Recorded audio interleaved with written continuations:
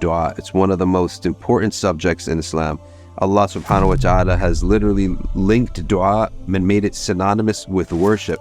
The act of dua, which is supplication, inside or outside of prayer, asking Allah for our needs, is a subject that encapsulates so much about our belief in Allah and our submission to Him. And the first thing we're going to talk about are the three greatest misconceptions that people have on this subject of supplication.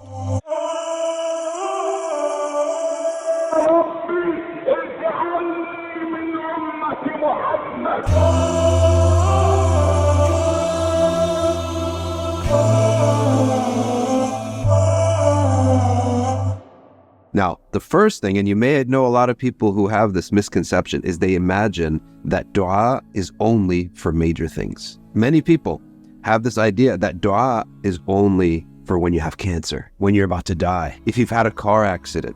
And many people will not ever make dua until something terrible happens. The companions of the Prophet ﷺ used to make dua and ask Allah for help even when they go to the market to buy sandals. One night, Prophet Ibrahim ﷺ, who used to receive revelation from Allah all the time, he was eating his dinner late. He heard a voice saying, "Oh Ibrahim, why are you eating your dinner so late tonight?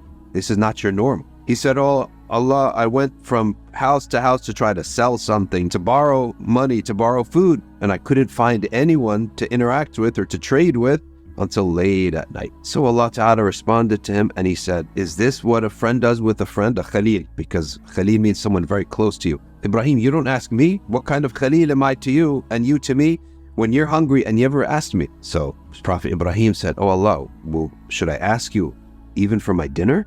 Allah Ta'ala responded to him, "Oh Ibrahim, my Khalil, if you need some salt, ask me." So Allah Ta'ala is telling us that dua is for every little need that you have, and you shouldn't imagine that dua is only for major things. Even a prick, you touched a thorn and you want that pain to go away, that's a dire need. So a dire need in the field, on the context of supplication and prayer to Allah, the bar is very low, unlike the dire need in Islamic law, which is life and death.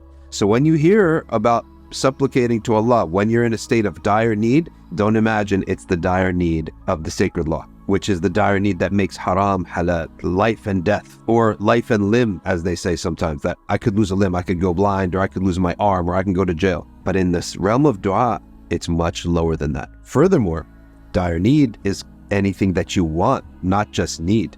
Many people also imagine dua is only for like negative causes. I have a sickness, I had a car crash, I have poverty, rather than for positive causes, that I want to add something to my life, I want to make something better. These are also classified as needs because you want them. Your heart is unsettled without them.